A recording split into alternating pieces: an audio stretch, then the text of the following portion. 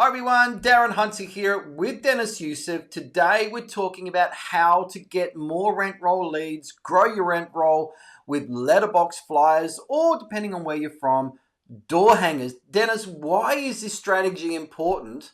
And tell us about a little legislation issue in America. So for our American viewers, we're going to be doing things a little bit slightly different.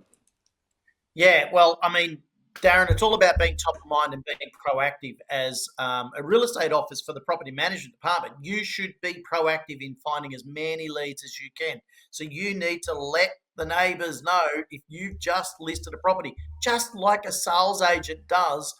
Property management should be doing the same thing. It's a very, very similar skeleton. Now, the reason why door hangers came into training. I started training people to do door hangers back in 2015, Darren, when I started training in America, because I was teaching a BDM at the time, go put some letterbox drops in the mailbox, and they're going, what do you mean, put it in the mailbox? Well, you get a bit of paper and you put it in the letterbox and, as a promotion. They're going, but you can't. I go, what do you mean you can't? He's going, well, you're not allowed to in America. And I got thinking, and it was like a week later, I was at a hotel and I had to put my breakfast thing on the outside. I went, this is what they can do in America. This is what they can do. So, if there's a no junk mail, Darren, in Australia, can you put it on the door hanger?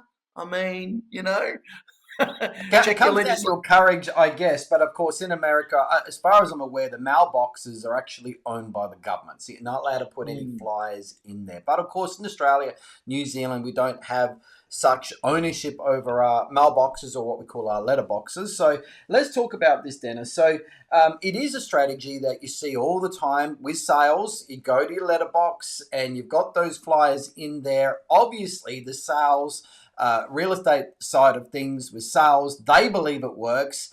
Of Yep. course, you can easily translate that over to property management. So that's all we're doing here, okay? And we're doing exactly what an effective real estate salesperson would. They're after listings, so are we. Alrighty, let's just go to step one, Dennis, and that's getting a letterbox flyer, a mailbox flyer, or a door hanger, the design and wording right. Let's talk about that. Oh, definitely. Well, the design, obviously, is it a door hanger or is it a flyer? That's an easy one, but you want to keep it simple. You really need to keep it simple and let them know that you've just listed a property in the street, or you might put area, right, in the street. You don't necessarily have to put the exact property like a sales agent does. They've got a bigger budget, right? So they'll do each individual property because they're getting the owners, the vendors to pay for the marketing. So you want to have something that is a little bit more reusable in all areas, right? So keep it simple, less wording the better as well for that, right? But do I go into the script or is that the next point? Well, step two, Dennis, is the call to action. The importance Yeah. of that. Tell us about how that works.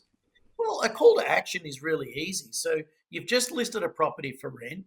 Do you know anyone that's looking to move, or would you like an updated opinion on your investment property? Or you could even use wording like, would you like to know how much rent we can get for your property? Right?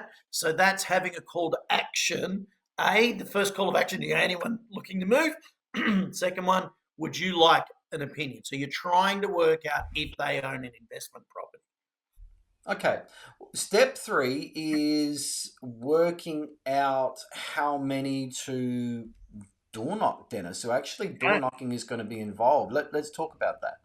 Yeah, well, you want to let the neighbours know at the same time, Darren. Hey, just want to let you know, you may notice that there's going to be more traffic in the area, cars driving down through the area slowly.